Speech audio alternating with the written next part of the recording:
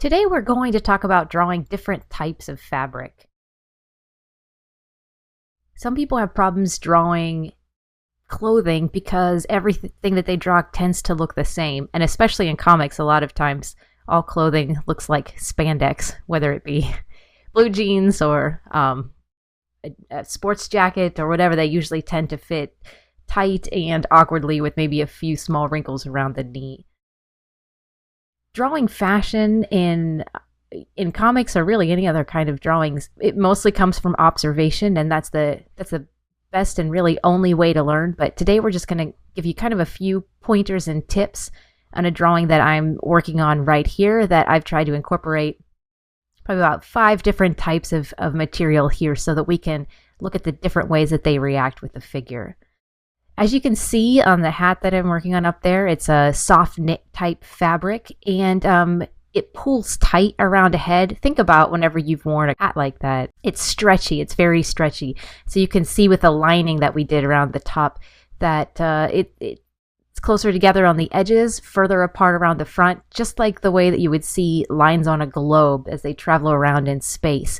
And that's the thing that you always want to be thinking about when drawing clothing, is that it's a texture, a fabric that is wrapped around something. And so you can't draw it flat. You always have to be thinking about the form underneath and how it's interacting with it. When we're working on this pea coat here, it's a much different kind of fabric. It's a heavy wool. And so you can see when I'm working on the collar there that really I'm putting an edge to the fabric. You can actually see the width of it, that it's not really thin like a t-shirt or something that wouldn't have a width, that there's actually dimension to it. And that's going to make it look stiff and starchy, like it's standing up the way that a real wool coat does.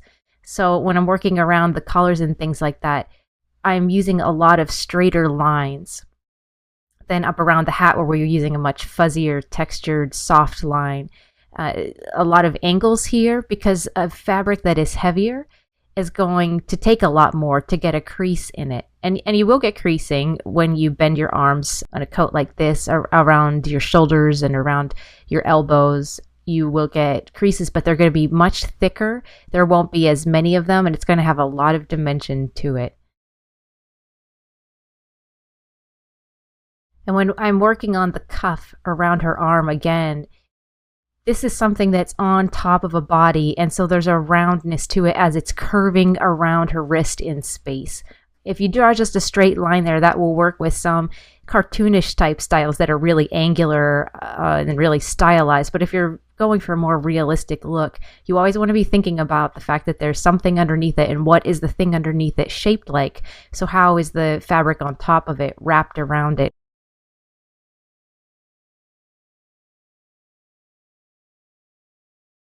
Likewise with this belt here, that's sort of our horizon line, kind of where we are looking at her. So there's not too much of a curve there, but you want to put some.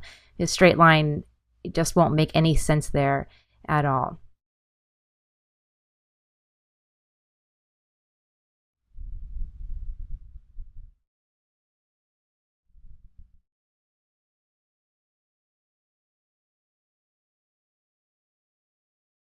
And as you can see, when we get to the bottom of the coat, there's nothing really bending there. It's just hanging down from her waist. And so I'm drawing it very straight as it's hanging down there, because there's not much to interact with it. If it was a much lighter fabric, then you'd have more folds there because it would be hanging down around her hips more and things like that. But the thick wool is going to kind of stick out very straight and heavy. But it is a material, it's not plastic, and so I'll go in and add little details here and there just to kind of imply the form underneath. There is something underneath, and it is hanging off of it, but as you can see, all the angled lines hopefully make it look more stiff. Working now on the sleeve that's sticking out from underneath her coat, a winter sweater, much finer lines here, because the material is much thinner, and because it's thinner, it bends a lot more than the thicker the wool in the coat. So I used a lot more little tiny detail to kind of make it so that you can tell that it's thinner, and it's pulling around her arm more than the jacket would. With a leather glove, I threw this in there because that is kind of the staple of comic book clothing drawing. Leather, spandex, these highly reflective materials that people wear. It's kind of, you don't draw comic books if you can't draw that. At least superhero comic books. That's the staple.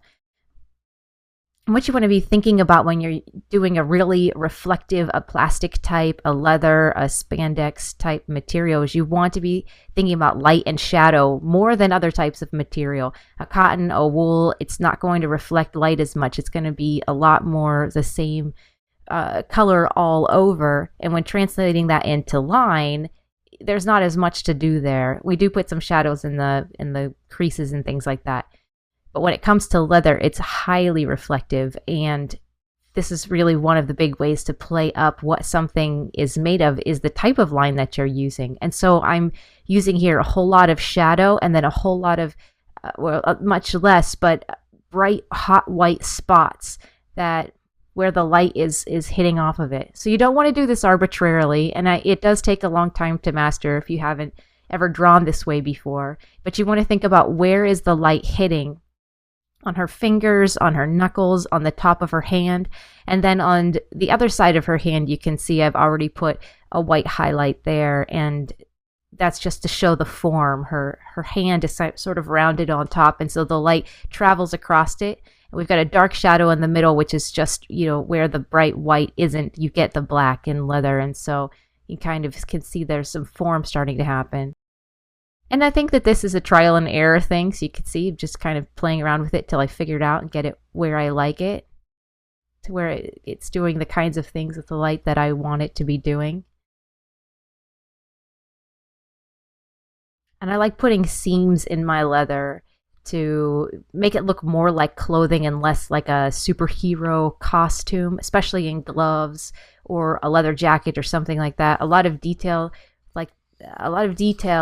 like seams, buttons, zippers, things like that will just make your clothing feel more real, like it actually fits into our world. Well, I gave her a really soft cottony scarf that are kind of fashionable right now because it's a really thin, fine fabric that's going to have a much different hang to it than anything that we've drawn in the drawing so far. So you can see I'm just kind of playing with the folds. Kind of reminds me of a Greek toga a little bit, dropping some shadows in there. And this is a really soft, fine fabric, and so it bunches up. And you can see the way that I'm drawing it hanging. There's way more folds in the fabric, but they're very straight. There's not a wind. If there was a wind, it's really light, so it would blow easily. But it hangs with way more wrinkles than the thick wool coat. And so just by nature of the fine line and the amount of folds in that scarf, you could tell just by looking at it, you don't even have to think about it, that it's made out of something very different than that stiff coat. I threw a coffee cup in here because it's because really what we're talking about here is texture. And texture applies to anything you're drawing, whether that is clothing or hair, or any other object that your characters interact with. And when I'm drawing the coffee cup here, I'm using my ellipse tool and my ruler tools in the program Sketchbook Pro to give me a very precise, accurate line. And a cardboard cup with a plastic lid is made out of some kind of material that we haven't seen anywhere else on the drawing, and it's very different. Even though the coat is stiff, it's still a soft object that wraps around the form. Your paper cup does not do that, and I didn't use a ruler in any of the straight lines on the wool coat, but I used a ruler for all of the lines in the cup. And that's just another thing, if you take the time to do that, that's going to make your objects feel like they're made out of different things. A manufactured object like a cup is definitely going to have a different flavor to it than a soft object like your coat. But if you're drawing nothing with rulers, you don't get that same kind of contrast, and I think it's sort of a wasted opportunity. A program like Sketchbook Pro, their ruler tool is fantastic. You can also do it in Photoshop with the line tool. I like the way that you can manipulate line weight very easily in Sketchbook Pro, though, with the ruler tool. I just kind of mentioned it when we were working on the glove about adding detail into your clothing to make it feel like a piece of like a coat that's actually in your own cupboard, or a shirt or a purse. And if it's something you actually own, there's a lot of detail. There's zippers, there's seams, there are buttons, and adding just those little touches here and there on whatever your characters are wearing are going to make them feel like real people, and they're going to give them a fashion sense all of their own, which everyone you know has got their own wardrobe and the kinds of things they like to wear and the kinds of things they don't like to wear. If you see your friend wearing something that's completely out of the ordinary for them, you're probably going to make a comment. Every time I wear lipstick, someone tells me how nice I look. And you can have that same kind of thing with your characters by giving them these little details that starts to develop their own fashion sense and makes them feel more like a real person and makes them feel distinct from the other characters in the story that you're writing. And so these little touches, I think, go a long way.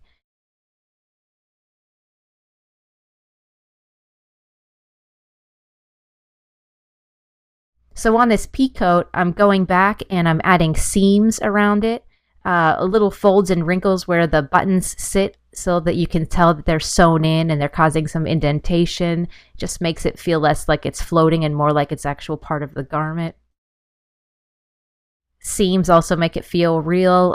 It also feels more like a peacoat because that's such a part of what that style of clothing looks like. And then I just went in and added little nicks all around the edges, just kind of distress it a little bit and make it feel a little bit worn and a little less stiff.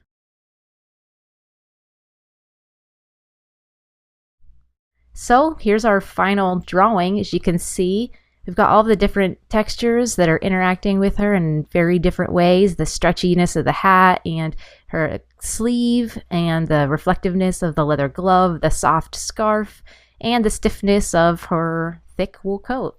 Not to mention the paper cup, the plastic lid, and her hair. So we've got a lot going on there, and when someone sees the final drawing, they won't even notice how much work and thought you put into it.